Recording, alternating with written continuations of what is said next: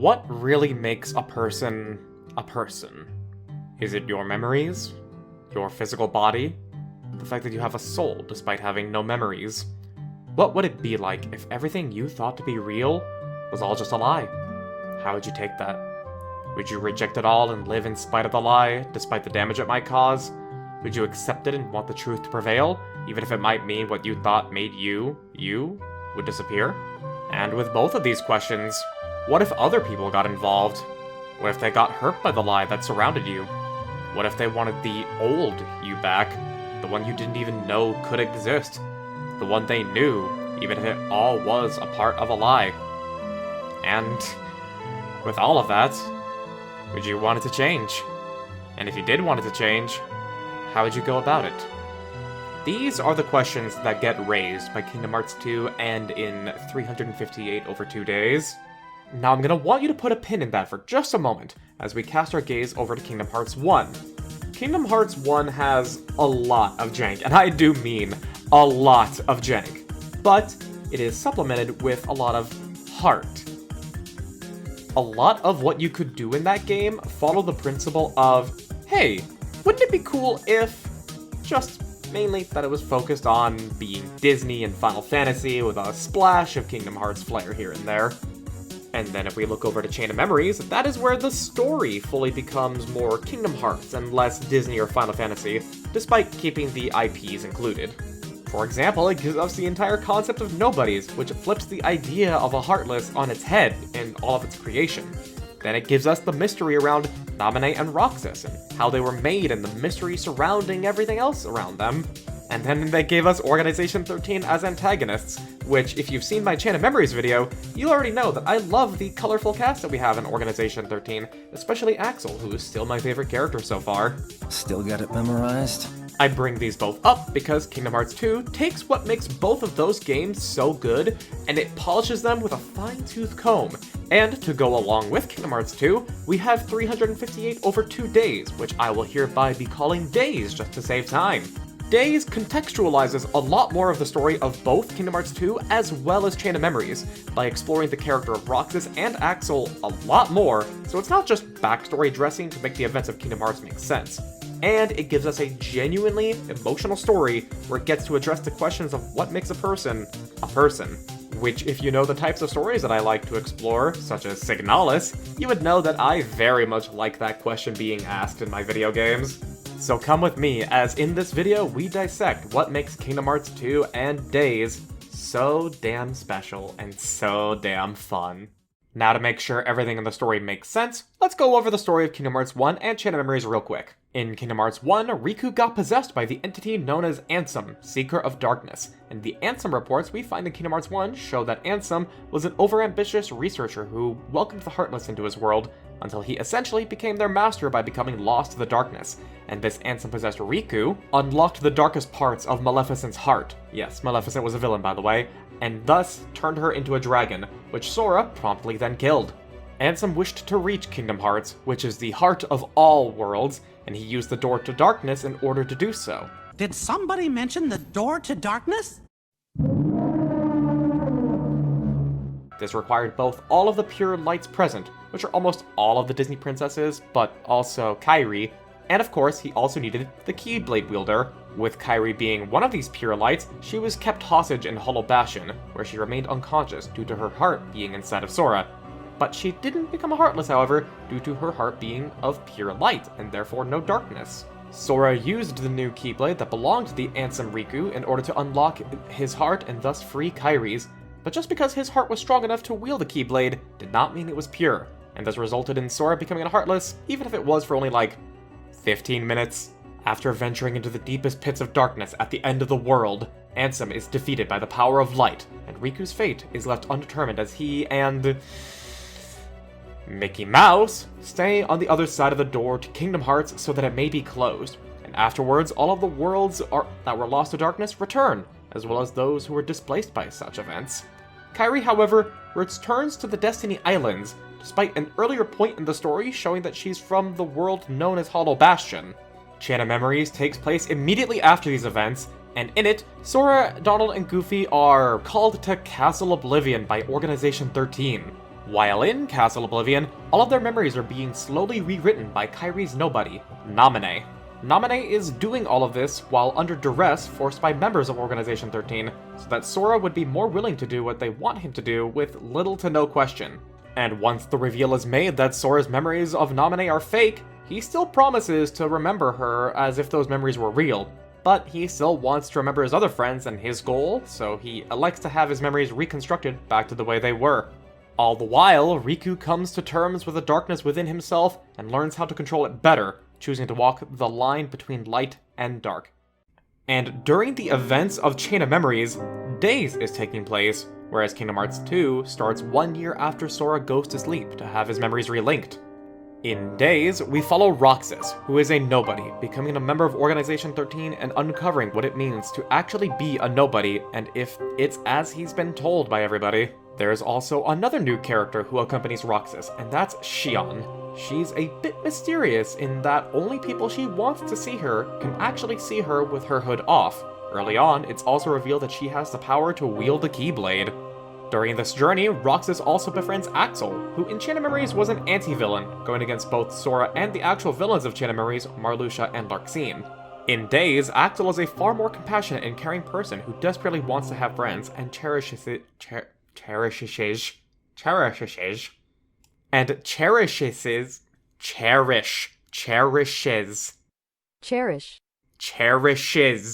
me. Axel cherishes Roxas and Xion to the point where he is more willing to go against the organization as a whole to make that happen. Now, originally, Days was a Nintendo DS game that you could actually play and experience the story, whereas in the 1.5-2.5 mix, it's simply a cutscene compilation, making it much more like a movie. And regardless of whichever platform you play it on, throughout the game, we focus on specific days out of the 358 that it takes place over. And during these 358 days, Roxas, Axel, and Xion all become increasingly close friends, learning more about each other and also alluding to the player the plot of Chain of Memories happening on the side.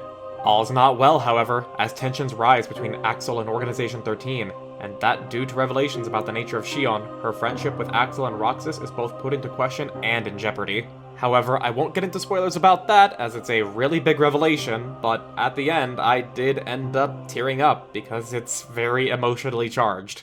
We then pick up right after the end of Days, where Roxas wakes up as just a normal kid inside of Twilight Town, enjoying his summer vacation with his friends, and doing all sorts of fun activities. However, something isn't quite right. There are odd details all over Twilight Town, such as a ghostly reflection that you have to fight, or a haunted alleyway. Of course, there's also the appearance of what we now know are nobodies within Twilight Town, and strange visitors. As the situation escalates further and further, Roxas eventually investigates the abandoned mansion in Twilight Town, where all is fully revealed, that he is in a simulation of the real world. Axel even comes to take care of the situation, resulting in Roxas having to come to blows with him, and being able to wield 2 Keyblades. Funnily, I was asked to play No Matter What from the original Yu-Gi-Oh! Season 1, where Yugi and Joey duel each other, and it honestly fits this fight perfectly. Woo! Woo! Woo! Woo! Woo! First frontier, let's go! This is gonna be the finisher! Let's go! No matter what. It's over. Oh! And when the music fucking hits that point too! Fucking absolute cinema! So with Axel defeated and the revelation of Roxas' nature fully revealed, he is consigned to rejoining Sora, so that Sora may awaken with all of his memories once again, in order to fight against Organization 13. However, even with Sora's memories relinked, due to the memories of Roxas now being with him, everything feels at least a little bit familiar, such as Roxas' friends feeling like Sora's friends, despite them never having met. Once Sora departs Twilight Town on his journey to find Riku, we learn that Maleficent has returned, because apparently even thinking about her is enough to keep her alive, even if she dies temporarily. She has also enlisted the help of Pete. You know, the really fat, bad father in the Goofy movies? Yeah, that Pete. So, a large majority of the game is going to various Disney worlds once again, but this time it's to find Riku. And all the while, instead of closing the doors to the hearts of the world like Kingdom Hearts 1, it's to unlock the gummy routes between worlds, because otherwise there would be no route to take between the worlds. And at various points, Sora runs into either clues to the nature of Ansem, due to Mickey Mouse still looking for him, or Organization 13 and the effects of their meddling, such as taking control of the Heartless. And the reason they're able to do even that is because the Heartless are drawn to the most powerful people and thus can be controlled by either Maleficent or Organization 13. Until Maleficent heroically sacrifices herself to help Sora. And the reason Organization 13 wants to be doing this in the first place is that they can send them towards Sora so that he, as the Keyblade wielder, can permanently destroy the Heartless and free their hearts from the darkness. And Organization 13's plan with all of these coalesced hearts is to have them become Kingdom Hearts, a different kind, one that is made out of the hearts of people rather than worlds. And this is all in an effort to become complete in their own rights, to possess real hearts of their own, despite being nobodies. Somewhere along the line, we learned that Ansem was actually not the man we faced in Kingdom Hearts 1, but instead a scholar and a proud leader at that, even canonically creating the world of Tron in Kingdom Hearts. The man we had fought in Kingdom Hearts 1 was never actually Ansem. It was the Heartless of Ansem's apprentice, Xehanort. And that's why I called him Ansem, Seeker of Darkness, because that's the colloquialism for differentiating the two people. Now, all of what Xehanort wished for and did was still true in Kingdom Hearts 1. However, he took Ansem's name due to Ansem starting the research into darkness before deciding it was worth no longer pursuing it. And as Xehanort became a Heartless, he was left with a nobody as well, who is the leader of Organization 13, Xemnas. And if you're worried about knowing how that's spelled, here's a handy video of Rock Axel teaching you how it's spelled. Mansex. Got it memorized? Man, I love word edit humor. But anyways, the other apprentices who were left unnamed in Ansem's report also became nobodies, and we can infer their original names because every organization member's name is an anagram of their original name, but with an X included somewhere. Meanwhile with Riku, he spent much of the time before the events of Kingdom Hearts 2 hunting down members of Organization 13 to protect Sora, and all the while he has Ansem metaphorically and metaphysically at his heel. During the last moments of days before we enter Kingdom Hearts 2, Riku fought Roxas, and in order to win, he had to allow Xehanort to empower him, which caused his body to become that of Xehanort, or as again, Ansem, Seeker of Darkness. When we encounter Riku, near the end of the game, he still appears as Ansem, but eventually becomes able to overcome it and become his true self to help Sora fight against Xemnas. And let me tell you, the spectacle here is out of this fucking world. Please let me just be reaction commands. Okay, it's just chain reflect. Okay, hang on. I have to spam both of these. Okay, this is actually kind of cool. Okay, this is cool. This is cool. Holy shit. Bro and me dodging the allegations. And that's basically the story of Days and Kingdom Hearts 2, and they are both incredibly good for what they're trying to do. However, I did just finish watching the recoded cutscene compilation in the 1.5 2.5 mix, and I've got some things to say, seeing as though that it's relevant to Kingdom Hearts 2. So let me first talk about what makes Days and Kingdom Hearts 2 story as good as they are. There are two main themes prevalent in Days. The first one being what makes a person, and therefore what makes a nobody. The second being the relationship between Roxas, Axel, and Xion, as well as the secrets pertaining to Roxas and Xion's identities. This lets Days be a very low-scale, yet high personal stakes type story, because, well, the nature of Xion's creation is gonna cause problems when it comes to the friend group of these three, as well as their relationship to Organization 13. And it also affects their own personal view of themselves, which, considering the acting and writing is actually handled very, very well, it really makes, at the very least, me feel for these characters, and I want to see them happy and be together and everything. Yet, knowing how all of this plays out, that's just not allowed to happen. So this makes Days a very effective mystery, a lot like how Chain of Memories was, and it also creates some of the most fleshed out and emotionally driven characters in the series, at the very least up to this point, and I absolutely love that. And just to have it all end in tragedy is just absolutely remarkable, and that's what really just sells the story as being that fucking good. And to think that this is all in the series that is happy-go-lucky, goofy-ass Disney meets Final Fantasy, which, as far as I'm aware, is just meant to be more just generally melodramatic and not that emotionally driven. And then when it comes to what makes Kingdom Hearts 2 so good is the fact that it piggybacks off of Days, or at the very least, Days contextualizes Kingdom Hearts 2 a lot more, and it just lends so much more weight to the proceedings. And honestly, it's the fact that Kingdom Hearts 2 is really the central focal point of the entire story of the franchise, at the very least until 3 comes along, but I haven't played 3 yet, so who knows. Everything that happened in Kingdom Hearts 1, Chain of Memories, Days, and hell, even Birth by Sleep, all matter immensely in Kingdom Hearts 2, making it this central pillar of it all. And the fact that it does that, and it's meant to be that, is really, really interesting.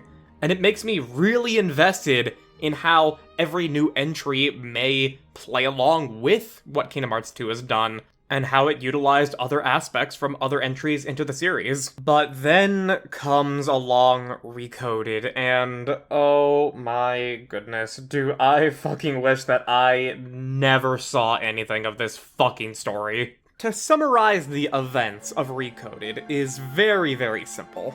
Jiminy Cricket has a journal that he filled up during the adventures of Kingdom Hearts 1, and he would have done so in Chain of Memories, but in the event of Naminé messing with everyone's memories, had also messed with the journal. The only remnant that she had left is just the lines, "Thank Naminé," because she had a message for Sora. However, the way that this came across is that apparently, evidently, the journal is a digital item.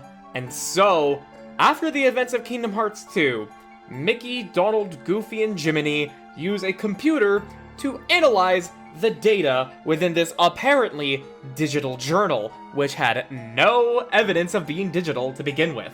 And as it turns out, there are some bugs in the data. Specifically, just cubes, both heartless and nobody, at the very least as far as the color schemes go.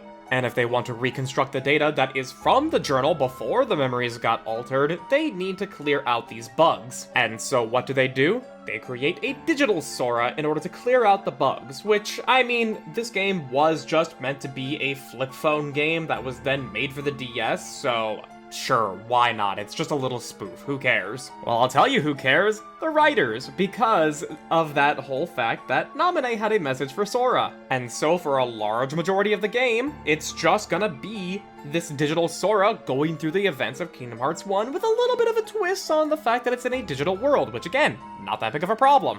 But then the data of the journal manifests as a copy of Riku, who has all this information within him, but he just cannot divulge it. And as Sora defeats more and more different bugs within this digital environment, more and more information in the journal comes up that eventually is just meant to lead to this message from Naminé. But then we have this whole plot of trying to get everybody out, including Pete and Maleficent, for some fucking reason. And the first half of the game ends with everybody getting out, and that's where I thought it was gonna end, because you're like, oh yeah, just a fun little spoofy romp, whatever. But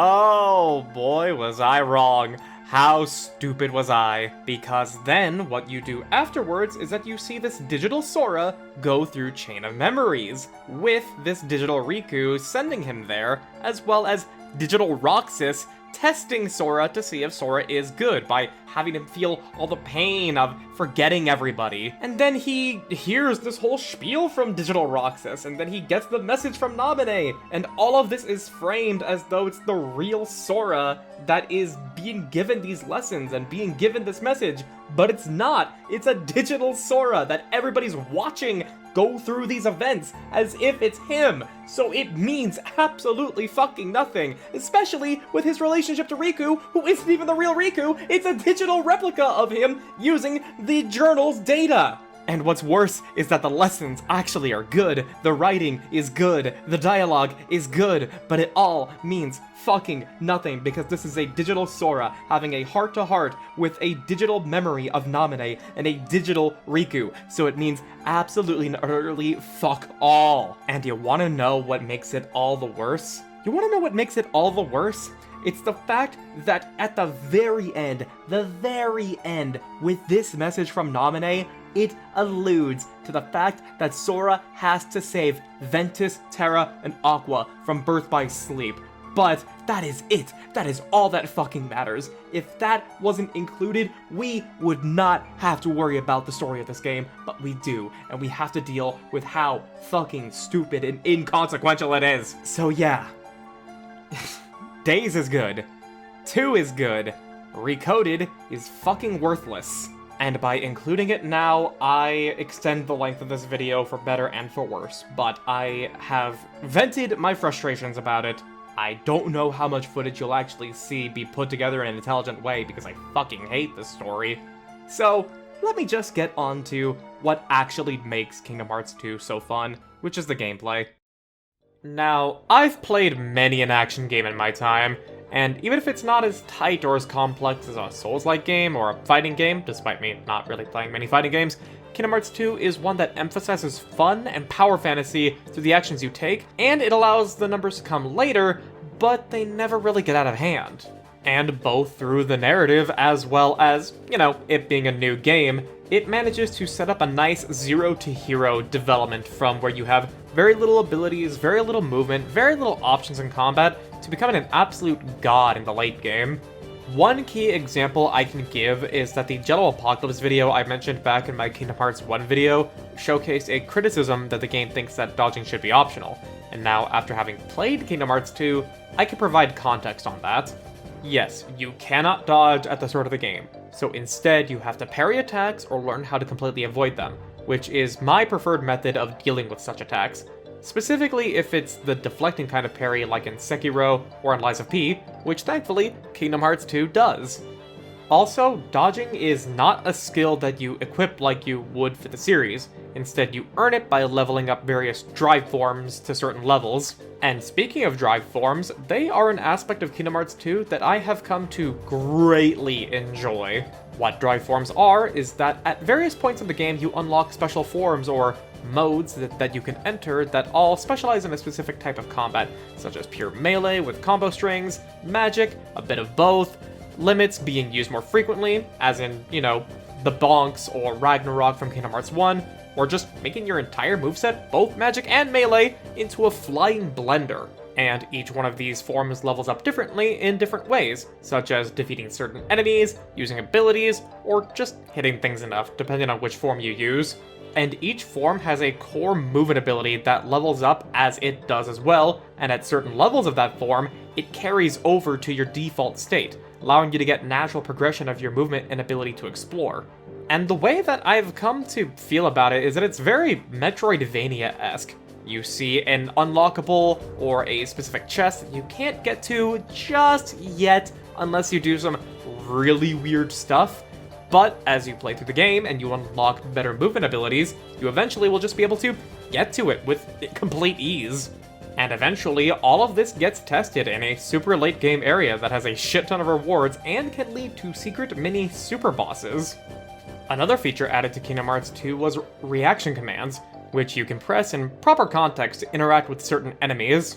The earliest and easiest one to explain is the Dusks. You can zip around behind them and confuse them, allowing you to get a free combo in. And almost, if not actually every enemy in the game has a reaction command prompt that acts as a counter to how they operate, and plenty of them have specific timings, so it's not always a freebie, although it is very fun when you pull it off.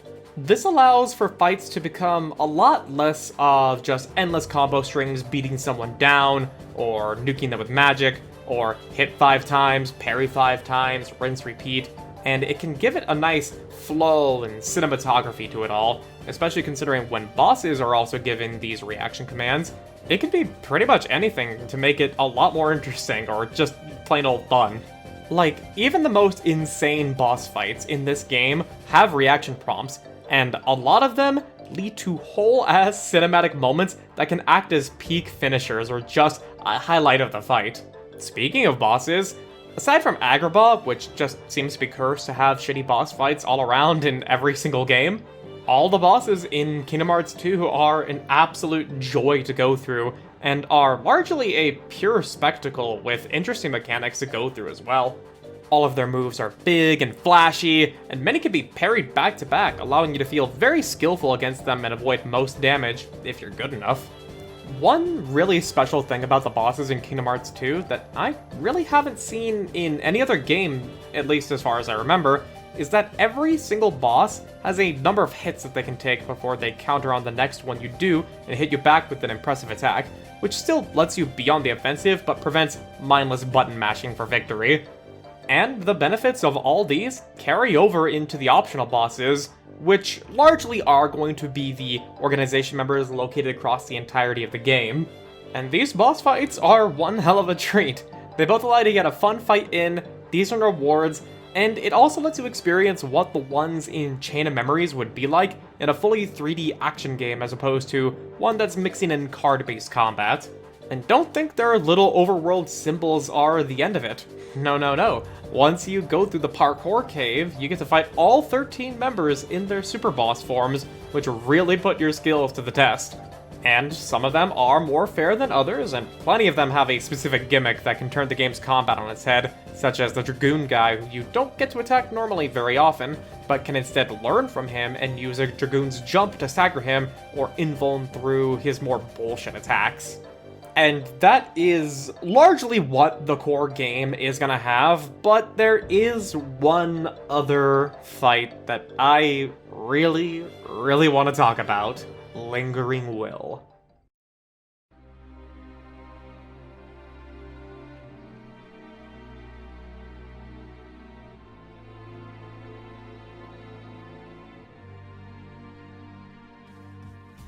Yes, I actually do have a segment here just to talk about a super boss in the game, and an incredible one at that.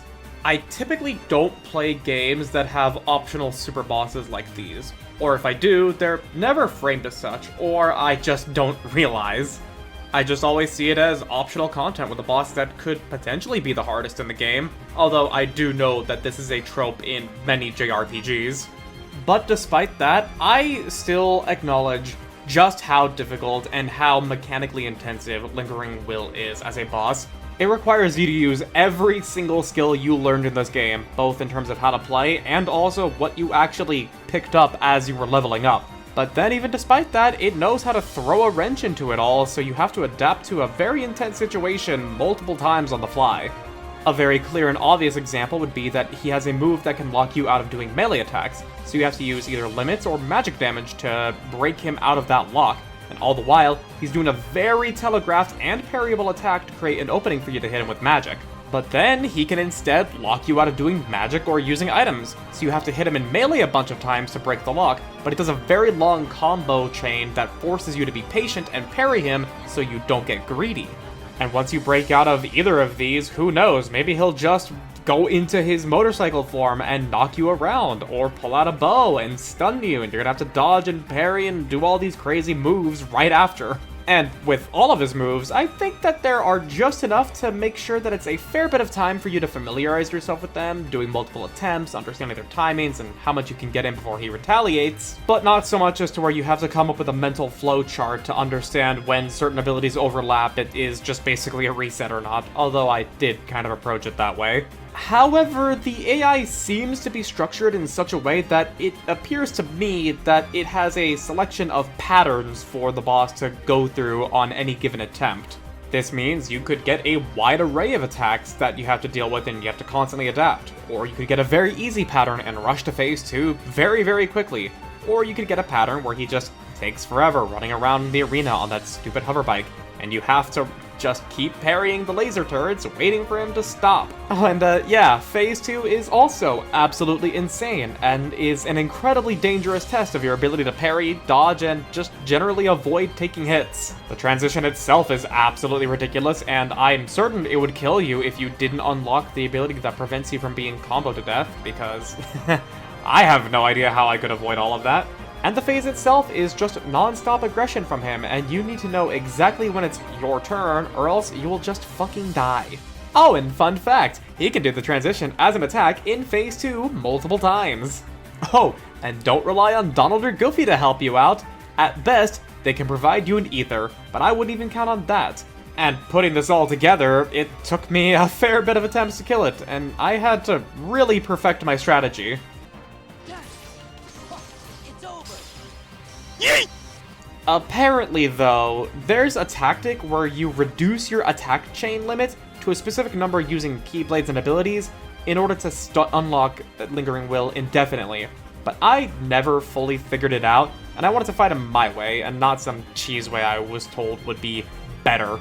But all in all, other than that stupid hoverbike move with the laser turrets, I would be willing to say that Lingering Will is among one of the greatest boss fights I have experienced in an action game specifically.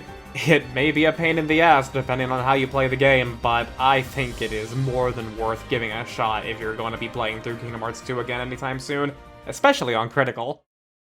And there it is, everybody. There is the review of Kingdom Hearts 2 done.